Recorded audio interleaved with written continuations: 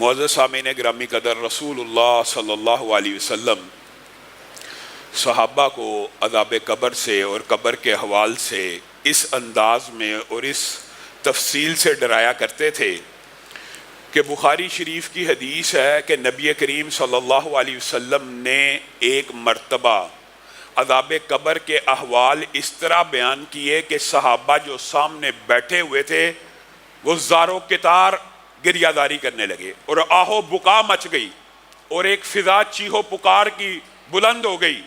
اور حضرت اسماء بیان کرتی ہیں کہ اس چیخو پکار کی وجہ سے مجھے الفاظ صحیح سنائی نہ دیے، لیکن نبی کریم صلی اللہ علیہ وسلم کا یہ جملہ میرے کان سے ٹکرا رہا تھا کہ ان قریب تمہیں قبر کے اندر دجال یا اس کے قریب کے فتنے سے آزمایا جائے گا۔ صحابہ اکرام کی یہ باتیں سن کے چیخیں نکل جایا کرتی تھی، اور صحابہ اکرام جن کے اوپر اللہ رب العزت کی رضامندی کا پروانہ، حشنودگی کا پیغام، جنت کی بشارتیں، بے شمار انعامات، ان کی یہ کیفیت اور حالت رسول اللہ صلی اللہ علیہ وسلم کے بیانات کو سننے کے بعد ہو جایا کرتی تھی۔ اور میں اور آپ آج اس معاشرے میں جی عذاب قبر ہوتا ہی نہیں، یہ برزخ میں عذاب جو ہے یہ جی لاجک، منطق، عقل کے خلاف ہے۔ کیوں جی؟ اس لیے کہ جی حساب کتاب ہوا نہیں، حساب کتاب سے پہلے عذاب کیسے ہو سکتا ہے؟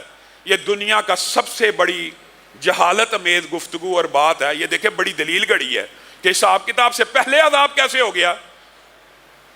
قرآن پاک اٹھائیے، 10 سے زائد قوموں کا قرآن پاک میں عذاب کا ذکر اسی دنیا کے اندر حساب کتاب سے پہلے موجود ہے کہ نہیں؟ قوم عاد، قوم سمود، قوم نوح، آل فرعون۔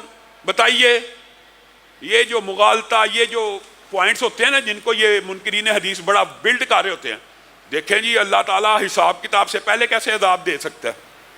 یہ جہالت کی بات ہے۔ ویسے ہی دے سکتا ہے جیسے زندگی میں بھی دے سکتا ہے۔ قرآن پاک کی یہ آیتیں نہیں موجود کہ ہم ان کو عذاب کا مزہ چکھائیں گے تاکہ وہ لوٹ آئیں۔ مومنوں کو بھی دیا جا سکتا ہے، کافروں فاسقوں کو بھی دیا جا سکتا ہے۔ حساب کتاب سے پہلے عذاب دینا اللہ کے لیے ایسے انہوں نے مشکل بنا دیا جیسے معاذ اللہ تعالیٰ علیم نہیں ہے، یا اللہ تعالیٰ کو خبر نہیں ہے کہ میں نے کس کو عذاب دینا ہے، کس کو نہیں تھا دینا۔ پورا کھاتا کھلے گا، اسی کے بعد حساب کتاب ہوگا۔ مما خطیاتہم اغرقوا فادخلوا، سورۃ نوح کے اندر، قصہ نوح کے اندر اللہ رب العزت نے تو واضح کہہ دیا مما خطیاتہم اغرقوا، ان کی غلطیوں کی وجہ سے ان کو ڈبو دیا گیا، اور ساتھ ہی کیا کہہ دیا؟ اور آگ میں داخل کر دیا۔ اللہ کہہ رہا ہے اسی وقت کر دیا۔ نبی کریم صلی اللہ علیہ وسلم کی برا بن عازب کی حدیث دیگر کتب کے اندر 3-4 روایات ہیں۔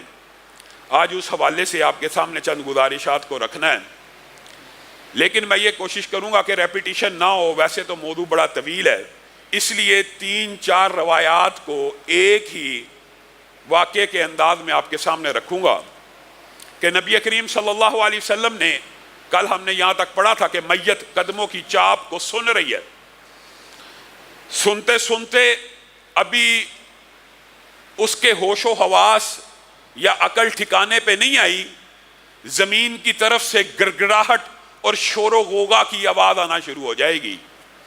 اور نبی کریم صلی اللہ علیہ وسلم جب یہ باتیں بیان کیا کرتے تھے کہ منکر اور نکیر، ساری روایات کا خلاصہ آپ کے سامنے رکھ رہا ہوں، آئیں گے، اور منکر نکیر صرف نام بیان کر کے نبی کریم صلی اللہ علیہ وسلم نے تفصیل کو بیان نہیں کیا، بلکہ نبی کریم نے عذابوں کی ڈیٹیل بھی بتا دی جو وہ چاہتے تھے کہ میں سنا دوں۔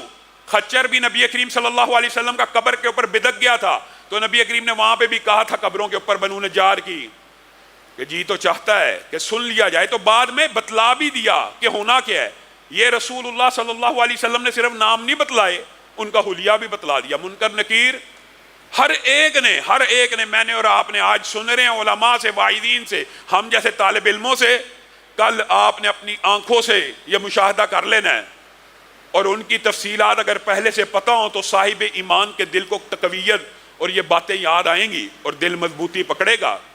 کالے رنگ کا منکر نکیر کے بارے میں حدیث کے الفاظ ہیں، لیکن آنکھیں کس رنگ کی ہوں گی؟ چہرہ کالے رنگ کا اور آنکھیں نیلی رنگ کی، اور آنکھوں کے اندر بجلی کی سی تیزی ہوگی، اور آواز میں بادلوں جیسی گرج برق رفتاری سے زمین کو چباتے ہوئے آئیں گے. دانتوں کی تفصیل بھی رسول اللہ صلی اللہ علیہ وسلم نے بیان کر دیا. کوئی چیز چھوڑی ہے؟ رنگ بھی بیان کیا, آنکھوں کی رنگت بھی بیان کی, آنکھوں کا سائز بھی بیان کیا کہ یہ تانبے جتنے دیگچے جو تم مدینہ میں یوز کرتے ہو اتنی اتنی بڑی ایک ایک آنکھ ہوگی, اور دانت گائے کے سینگ کے برابر ہوں گے دانت. کتنی جزیات رسول اللہ کیوں بیان کر رہے ہیں؟ کیوں بیان کر رہے ہیں؟ تاکہ تم متقی بن جاؤ. عذاب قبر اور موت کی یاد انسان کو اللہ کا خوف دیتی ہے, اور یہی رمضان کی گرد و غایت اور فلسفہ ہے. یہ فرشتے زمین کو چباتے ہوئے اپنے بالوں میں رونتے ہوئے نیچے کی طرف سے آئیں گے, اوپر کی طرف سے نہیں, گڑگڑاہٹ کے ساتھ. پہلے آپ کے سامنے بندہ مومن کا احوال رکھنا چاہتا ہوں کہ جب گڑگڑاہٹ کے ساتھ آئیں گے, بڑے بڑے مومن اور متقی لوگوں کے بھی کلیجے دہل جائیں گے. یہ فتنہ دجال کے فتنے کے قریب تر ہوگا, پاؤں لرز جائیں گے, ہیبت بیٹھ جائے گی خوفناک شکلوں کو دیکھ کر. آتے ساتھ تیرا رب کون, تیرا نبی کون, سب کو ان سوالوں کا پتہ ہے. اور پرچہ بھی آؤٹ ہے, تیرا دین کیا, پرچہ بھی آؤٹ ہے, جوابات بھی آؤٹ ہیں, تو سوال کس چیز کا؟ ہاں, یہ پرچہ آؤٹ ہونے کے باوجود اس دن نتیجہ اس لیے نکلے گا کہ کس کے دل کے اندر کتنا ایمان ہے. کیا پتا, مجھے اور آپ کو بھی نہیں پتا کہ ہمارا رب کے اوپر یقین کیسا ہے, رسول اللہ کی نبوت کے اوپر اعتماد کیسا ہے, اس دین اسلام کے اوپر کتنے عمل پیرا ہیں. جب یہ سوال پوچھیں گے, اٹھا کے بٹھائیں گے, ہاں جی من ربک, من نبیک, ما دینک, ابتدا میں متعدد روایات ہیں, مفہوم یہ ہے تیرا رب کون, تو بندہ مومن جو ہوگا, رسول اللہ صلی اللہ علیہ وسلم نے جب یہ منکر نکیر کی باتیں بیان کی نا, تو حضرت عمر بھی سن رہے تھے, اور حضرت عمر جیسی جلالی طبیعت کا بندہ, سارے صحابہ چیخو پکار آہو زاری میں مبتلا ہو گئے, تو حضرت عمر نے رسول اللہ صلی اللہ علیہ وسلم سے جسارت کرتے ہوئے پوچھ لیا, اللہ کے رسول اتنا خوفناک منظر ہے, کیا ہمیں عقل و شعور تو دیا جائے گا نا, کیا ہمیں بھی کوئی سینسز ایسی دی جائیں گی کہ ہم اپنا دفاع کر سکیں؟ تو رسول اللہ صلی اللہ علیہ وسلم حضرت عمر کی اس فقاہت پہ مسکرا اٹھے اور کہا, عمر بالکل تمہیں جواب دینے کی اللہ تعالیٰ صلاحیت دے گا. تو حضرت عمر ایک دم جلال میں آ گئے, اور اس الفاظ کا ترجمہ 3 طرح کیا جا سکتا ہے جو عربی کے الفاظ ہیں. پھر میں فرشتے کو خاموش کرا دوں گا, پھر میں اس کے منہ کو ساکت کر دوں گا, پھر اس کو اپنا منہ بند کرنا پڑے گا. اگر ہمارے میں بھی ہوش و حواس ہوگا, اگر ہم بھی جواب دینے کی صلاحیت رکھتے ہوں گے, تو ہم اس کی زبان کو بند کر دیں گے. رسول اللہ صلی اللہ علیہ وسلم, دوسری روایت کے اندر حضرت عمر کے الفاظ اس سے بھی عجیب ہے. حضرت عمر نے کہا, اللہ کے رسول اگر ہمیں عقل شعور اور جواب دینے کی اللہ تعالیٰ صلاحیت عطا کرے گا, تو جس ٹائم میں تیاری کر رہا ہوں, جس ٹائم منکر نکیر مجھ سے پوچھیں گے من ربک, تیرا رب کون, تو میں ان کو کہوں گا تم دونوں کا رب کون ہے, میرا رب تو اللہ ہے, تم دونوں کا رب کون ہے. گویا وہ کہہ رہے تھے کہ انسان بے بس تو اتنا تو نہیں ہوگا, لیکن رسول اللہ صلی اللہ علیہ وسلم نے اس بے بسی کا بھی بتلا دیا کہ بڑے بڑے مومنوں کے پتے پانی ہو جائیں گے خوف اور دہشت کے ساتھ. لیکن انشاءاللہ بندہ مومن اور نمازی کی, سبحان اللہ, قبر کے اندر نمازی کی شان کیا ہوگی. رسول اللہ صلی اللہ علیہ وسلم نے فرمایا, یہ منکر نکیر کی جو دہشتیں اور وحشتیں ہیں باجماعت نمازی کے اوپر, ان میں کوئی اثر نہیں ہوگا, کوئی اثر ہی نہیں ہوگا. نماز اثر کا ٹائم ہوگا, جو بھی بندہ قبر میں آنکھ کھولے گا نماز اثر کا وقت ہوگا. جو نمازی پکا ہوگا نا, اس کے لیے قبر کی کوئی وحشت نہیں, کوئی دہشت نہیں. منکر نکیر آ رہے ہیں, وہ سورج کو دیکھ رہا, غروب ہو رہا ہے, وہ اپنی نماز کی تیاری میں مشغول ہو گیا. اللہ تعالیٰ کی یہ مختلف حکمتیں ہیں کہ عارضی طور پہ کوئی واقعہ بلا دیا, کوئی یاد رکھوایا, وہ نماز کی تیاری میں مبتلا ہو جائے گا. وہ اس سے کہیں گے تیرا دین کیا ہے, تیرا رب کون ہے, تیرا نبی کون ہے, ذرا تعارف تو کرا. یہ جو حضرت محمد صلی اللہ علیہ وسلم یا یہ جو پیغمبر آئے تھے کچھ عرصہ پہلے آپ میں مبعوث ہوئے تھے, آپ کی اس بارے میں رائے کیا؟ نمازی کہے گا رکو صبر کرو, جواب دیتا ہوں, صبر کرو, صبر, مجھے ذرا نماز پڑھ لینے دو, میری اثر کی نماز قضا ہونے والی ہے. وہ کہیں گے آزمائشوں کا موسم تو ختم ہو چکا, ابتلاؤں کا سیزن تو ختم ہو چکا, امتحانوں کا وقت گزر گیا, آپ کو بات سمجھ نہیں آ رہی. ہاں, نمازی کو تب یہ بات سمجھ آ جائے گی کہ اچھا دنیا تبدیل ہو چکی ہے, اچھا یہ معاملہ یہ. پھر وہ ان کو اطمینان اور تسلی سے، جو آپ کہتے ہیں نا، جو نماز کے لیے کھڑا ہو گیا، جو نماز کے لیے کھڑا ہو گیا، منکر نکیر بھی اس کا کیا بگاڑ لیں گے؟ اس کو خوشخبری سنائیں گے، نم کا نومت العروس، سو جا، اس طرح سو جا جس طرح پہلی رات کی دلہن سوتی ہے، اور جس کو اس کے دلہے کے علاوہ کوئی اس رات نہیں اٹھاتا، یعنی اس کے محبوب کے علاوہ، اس کی پسندیدہ شخصیت کے علاوہ کوئی نہیں اٹھاتا۔ اور حدیث کے اندر الفاظ ہیں، نعمتیں پے در پہ ان جوابوں کے بعد اس کے سامنے اس طرح آئیں گی۔ 3 روایات ہیں، تینوں الفاظ موجود ہیں، اور محدثین نے ان تینوں روایات کے اندر، یہ منکرین حدیث کی طرح ہمارا عقیدہ نہیں ہے جی آپس میں اختلاف ہے، ہرگز نہیں۔ حدیث بھی وحی کی ایک قسم ہے جو آپس میں نہیں ٹکراتی۔ ایک حدیث میں جو 60 فٹ اگر ترجمہ کیا جائے 60 بائی 60 کی قبر ہو جائے گی، دوسری حدیث میں کیا آتا ہے 105 بائی 105 کی قبر ہو جائے گی، تیسری حدیث میں کیا آتا ہے حد نگاہ تک قبر پھیل جائے گی۔ یہ تینوں حدیثیں ٹھیک ہیں، تینوں حدیثیں درست ہیں، یہ ہر بندے کے ایمان کے مطابق اس کو سپیس ملے گی۔ کسی کا جو سب سے ادنا درجے کا مومن ہوگا اس کی 60 بائی 60 کی قبر کشادہ ہو جائے گی، اور جو اس سے بہتر درجے کا ہوگا 105 فٹ بائی 5 فٹ کی قبر کشادہ ہو جائے گی۔ اور جو اعلیٰ درجے کے مومن ہوں گے ان کے صرف سونے کے لیے حد نکاح تک قبر کو پھیلا دیا جائے گا۔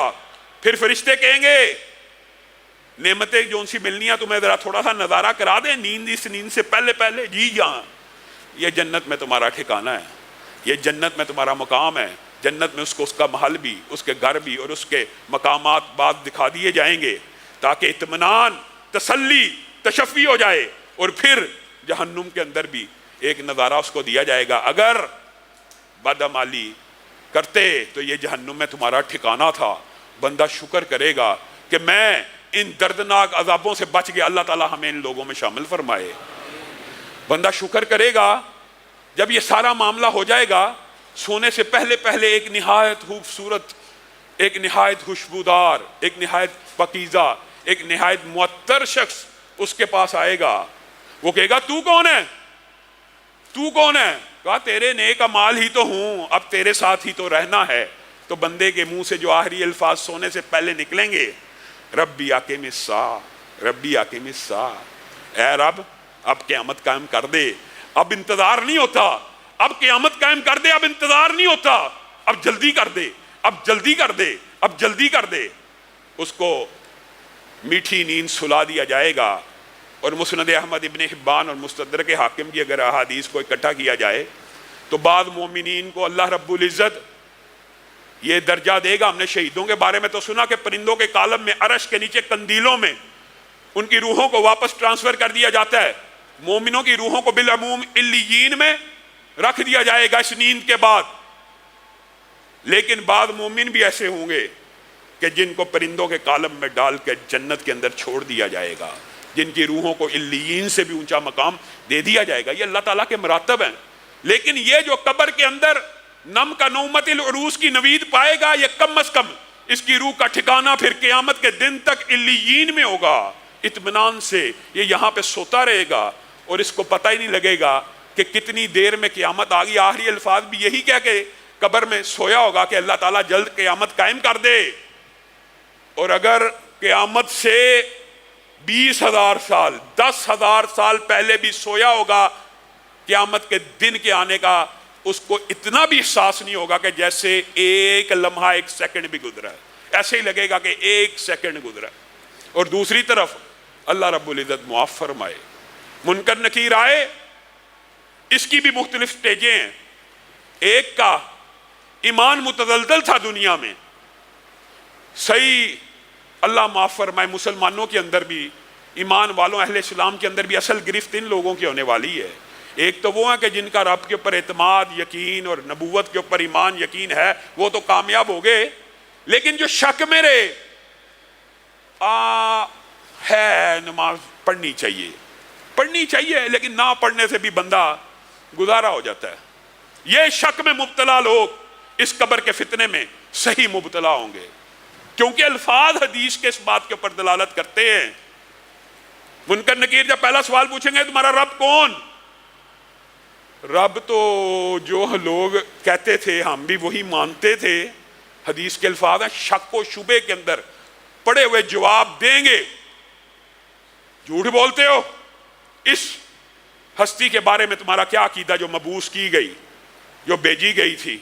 جو لوگ کہتے تھے ہم بھی ان کے بارے میں یہی کہتے تھے, یعنی آدھا یقین تھا, کچھ حدیثیں مان لی کچھ نہ مانی, کچھ آیات کے اوپر ایمان لائے باقیوں کو چھوڑ دیا, اسلام میں پورے داخل نہ ہوئے. وہ اس فتنے کے اندر, اس گھبراہٹ کے اندر ایسا شکار ہوں گے, پہلے ان کی شکلیں دیکھ کے, ہیبت دیکھ کے ان کو کوئی جواب ہی نہیں بن پائے گا, حالانکہ پتہ ہوگا, اللہ کو جانتے ہوں گے, نبوت کے, نبی کریم صلی اللہ علیہ وسلم کا تعارف موجود ہوگا, لیکن جواب دینے کی صلاحیت موجود نہیں ہوگی, کپ کپا رہے ہوں گے, کپ کپا رہے ہوں گے. اور ان لوگوں کے لیے اصل میں وعیدیں ہیں, اور اللہ رب العزت ہمیں ان لوگوں میں شامل نہ کرے. اور دوسرے تو سیدھے کافر ہوں گے نا, جو منکر ہیں, جو سیدھے سیدھے ہی جو کہے گئے تیرا رب کو ہمیں نہیں پتا, نبی کو ہمیں نہیں پتا, دین کیا ہمیں تو پتہ ہی نہیں تھا, یہ کیا باتیں ہیں, ان چیزوں کا تو ہمیں ادراک اور شعور ہی نہیں تھا, یہ کیا باتیں ہیں. تو پھر پہلا عذاب, اللہ معاف فرمائے, پہلا ان کو ان کی جہنم کا ٹھکانہ دکھایا جائے گا کہ یہ تمہارے لیے, ان کی تکلیف میں اضافہ کرنے کے لیے, ہمیشہ ہمیشہ کے لیے اس میں تم نے جلنا ہے, اور اگر تم نیک اعمال کرتے ہوتے تو تمہارا جنت میں یہ ٹھکانہ ہوتا ہے. ان کو بھی دکھا دیا جائے گا. دوسرا عذاب, سب سے پہلے جو آٹومیشن کا سسٹم پہلے آپ کے سامنے رکھا, سب سے پہلے ان کے اوپر وہی لاگو ہوگا, قبر. ان کو آپس میں ایک سائیڈ کا حصہ دوسری سائیڈ کا, جو مومن کے لیے کشادہ ہوگی کم از کم 60 فٹ 105 فٹ حد نگاہ تک, یہاں پہ کشادہ ہونے کی بجائے تنگ ہونا شروع ہو جائے گی. تنگ ہوتے ہوتے ہوتے ہوتے حدیث کے الفاظ ہیں, دونوں جہتیں آپس میں مل جائیں گی, اور پورے کا پورا انسانی بدن ان چند ملی میٹر کے اندر پھیل جائے گا, پھر کشادہ کی جائے گی, پھر جسم تندرست ہو جائے گا. اور یہ ایک عذاب نہیں ہے, عذاب قبر کے اندر متعدد ہیں جو پیش آنے ہی آنے ہیں. یہی عذاب سن کے صحابہ زاروں کی طرح رو رہے ہیں. دوسرا عذاب, اچھا ایک اندھا اور بہرا, اندھا اور بہرا حدیث کے الفاظ ہیں, فرشتہ ان کے اوپر مسلط کیا جائے گا جس کے ہاتھ میں ایک گرز ہوگا, اور وہ گرز حدیث کے الفاظ ہیں اگر کسی پہاڑ کے اوپر وہ مارے فرشتہ تو پہاڑ ریزہ ریزہ ہو جائے, مٹی بن جائے, تراب کی شکل اختیار کر لے. اس کے ماتھے کے اوپر دونوں کانوں کے درمیان اس کو بٹھا کر اس کے ماتھے کے اوپر اس گرز کو جب لگایا جائے گا, اگر پہاڑ مٹی مٹی ہو جائے گا تو بندہ مٹی مٹی نہیں ہوگا. حدیث کے الفاظ ہیں کہ ریزہ ریزہ ہو کے بکھر جائے گا, ہر عضو جھڑ جائے گا, جسم کے تار تار بکھر جائیں گے, پھر سیدھا کر دیا جائے گا, پھر مارا جائے گا, پھر سیدھا کر دیا جائے گا. یہ عذاب بھی قیامت تک ہوتا چلا جائے گا. قبر کے دبوچنے کا عذاب بھی قیامت تک ہوتا چلا جائے گا. کیا دو ہیں؟ نہیں. نبی کریم صلی اللہ علیہ وسلم نے ارشاد فرمایا پھر انہی عذابوں میں مزید عذاب ایڈ کیا جائے گا, اژدھوں کا اور بچھوؤں کا. آپ جو قبرستان میں اژدھے اور بچھو دیکھتے ہیں, شاید انہی کی مماثلت سے رسول اللہ صلی اللہ علیہ وسلم نے لوگوں کو سمجھانے کے لیے یہ بات بھی بیان کی کہ یہ قبرستانوں میں تمہیں جو نظر آتے ہیں یہ حقیقت میں بھی قبروں کے اندر موجود ہوں گے, لیکن ان کے جو عذاب اور زہر ہیں ان سے کیسے فرق ہوں گے. صحیح حدیث کے الفاظ ہیں, ایک قبر کے اندر متعدد بچھو اور سانپ ہوں گے, متعدد, ایک نہیں. اور ایک بچھو بھی اگر ان میں سے انسان کو کاٹے گا قبر میں تو قیامت تک اس کی درد محسوس کرے گا, اور اگر ان اژدھوں اور بچھوؤں میں سے ایک بھی زمین کے اوپر آ جائے, ایک بھی, اور صرف کیا کرے, سانس لے لے, تو پوری زمین جو اتنی کلومیٹر طویل ہے اس پوری زمین کے اوپر سبزہ نہ ہو سکے گا. کیا یہ دیکھی جائے گی؟ قبر میں جائیں گے تو پتہ لگے گا عذاب قبر ہے یا نہیں ہے. قبر میں جائیں گے تو پھر نمٹ لیں گے. کیا ان عذابوں کے لیے تیار بیٹھے ہوئے ہیں؟ نبی کریم صلی اللہ علیہ وسلم کا اسی پر بس نہیں, جہنم سے آگ کا بستر لایا جائے گا, جہنم سے آگ کا کفن لایا جائے گا جو سے پہنا دیا جائے گا. اور قبر کے اژدھے کے بارے میں بھی ایک حسن درجے کی روایت ملتی ہے کہ ایک اژدھے 99 اژدھے ہوں گے, 99, اور ایک اژدھے کے 70 سر ہوں گے, اور ان سروں میں اور بعض روایات میں 70 منہ ہوں گے, اور ہر منہ میں 7 سر ہوں گے. یعنی اتنا خوفناک اور بھیانک اور عبرت انگیز منظر ہوگا, اور یہ انہی عذابوں کا شکار ہو رہا ہے. ایک نہایت بدی شکل کا بدصورت اور کریہ مخلوق کو دیکھے گا جو نہایت بدبودار ہوگی، دہشت زدہ ہو جائے گا، پہلے ہی عذابوں میں کا شکار ہے۔ تو کون ہے؟ میں تیرے ہی برے اعمال ہوں، میں تیرے ہی برے اعمال ہوں۔ اس وقت یہ بندہ جو آخری الفاظ قبر میں کہے گا ربی لا تقم الساعہ، ربی لا تقم الساعہ، اے اللہ جو عذاب اب یہاں پہ ہو رہے ہیں تو کل قیامت کو قائم نہ کری۔ وہ اتنا ڈر جائے گا کہ وہ قیامت کا ہی قائم ہونے سے اللہ سے دعائیں قبر کے اندر کرنا شروع کر دے گا کہ اللہ، جس طرح مومن کہے گا نا اللہ جلد از جلد قیامت لے آ، اب آسانی اور آسائشوں میں منتقل ہو جاؤں، یہ کہے گا اللہ کبھی قیامت نہ قائم کری، یا ویلنا من بعثنا من مرقدنا ھذا ما وعد الرحمن وصدق المرسلون۔ اللہ نے قرآن پاک میں ان کے یہ الفاظ بھی بیان کر دی ہیں۔ یہ عذاب بھگتتے بھگتتے جب قیامت قائم کرنے کا دن آ جائے گا تو کیا کہیں گے؟ من بعثنا من مرقدنا، ہائے کاش ہمیں کیسے اور کیوں کر قبروں سے اٹھا لیا گیا۔ یہی تو وہ باتیں ہیں کہ جو رسول ہم تک پہنچاتے رہے تھے، یہی تو وہ وعدہ ہے جو رحمان نے ہم سے کیا تھا۔ ہم کس مغالطے اور دھوکے میں پڑے رہے، ہم کس مغالطے اور دھوکے میں پڑے رہے۔ اور بندہ مومن کے لیے خوشخبریوں کی اتنی طویل داستان ہے، اور یہ موضوع طویل ہے۔ رسول اللہ صلی اللہ علیہ وسلم نے کہا پھر بھی قبر کا فتنہ اتنا شدید ہوگا کہ انسان کے اعمال کے مطابق عذاب اس کی طرف بڑھیں گے، لپکیں گے، بندہ کچھ نہ کچھ ڈرے گا، مومن ہو کے بھی خوفزدہ ہو جائے گا، عذاب آ رہا ہے، سر کی طرف سے آنے کی کوشش کرے گا۔ حدیث حسن کے الفاظ ہے، سر کی طرف سے آنے کی کوشش کرے گا، اچانک پیچھے ہٹ جائے گا۔ اس عذاب اور بندے کے درمیان کیا چیز حائل ہو جائے گی سر کے طرف آنے والے سے؟ سورہ ملک حائل ہو جائے گی، قرآن پاک حائل ہو جائے گا، کہے گا میں کم از کم سر پہ عذاب نہیں آنے دوں گا۔ اس زبان مبارک سے اللہ کا کلام پڑھا کرتا تھا، تیری کیا جرت اس کے اوپر آ جائے؟ عذاب چکر کاٹ کے فرنٹ سے آنے کی کوشش کرے گا، سامنے سے۔ حسن حدیث کے الفاظ ہیں، صدقہ ایک دم سامنے کھڑا ہو جائے گا، خبردار اس کی طرف بڑھنے کی کوشش مت کری۔ یہ تکلیفوں میں، مشکلوں میں پھنسے ہوئے لوگوں کی مدد کیا کرتا تھا، یہ غریبوں کو روٹی کھلایا کرتا تھا، یہ بیماروں کی کفالت کیا کرتا تھا، یہ دین کے ادارے چلایا کرتا تھا، یہ مسجدوں کو آباد کیا کرتا تھا۔ وہ صدقہ پورے جسم کے اوپر اس عذاب کو روک لے گا، عذاب کو کوئی چارہ نہ ملے گا، وہ پاؤں کی طرف سے آنے کی کوشش کرے گا۔ اور سبحان اللہ، مبارک ہو نمازیوں کو، پاؤں کی طرف سے آخری جہت، جو آخری اٹیمپٹ قبر کے اندر بندہ مومن کے اوپر عذاب کرے گا، پاؤں کی طرف سے کرے گا، اور پاؤں کی طرف سے آنے کی کوشش کرے گا۔ تو رسول اللہ صلی اللہ علیہ وسلم نے فرمایا اس کی نمازوں کے اٹھتے ہوئے قدم اس عذاب کے سامنے کھڑے ہو جائیں گے۔ خبردار، تجھے نہیں پتا کس ہستی کے اوپر آ رہا ہے۔ یہ قدم مسجدوں کی طرف اٹھا کرتے تھے، یہ اذان کے بعد نمازوں کے لیے چلا کرتے تھے، تیری جرت کیسے ہوئی؟ ان کی طرف بڑھ جا۔ اللہ تعالیٰ ہمیں بھی قبر کے اندر اعمال صالحہ کا ساتھ نصیب فرمائے، قرآن کا ساتھ نصیب فرمائے، صدقے کا ساتھ نصیب فرمائے، ہماری نمازوں کا ساتھ نصیب فرمائے۔ میرے بھائیو، یہ وہ حقیقتیں ہیں، یہ وہ حقیقتیں ہیں جس کا آپ نے اور میں نے کل اپنی زندگی کے اندر مشاہدہ کرنا ہے۔ اللہ رب العزت ہمیں خوش نصیبوں میں فرما، ہمیں ان لوگوں میں فرما جن کی قبر تحت نگاہ کشادہ ہو جائے، ہمیں ان لوگوں میں فرما جن کے بچھونے اور بستر جنت سے آئیں، ہمیں نومت العروس نصیب فرما۔ سبحان ربک رب العزت عما یصفون وسلام علی المرسلین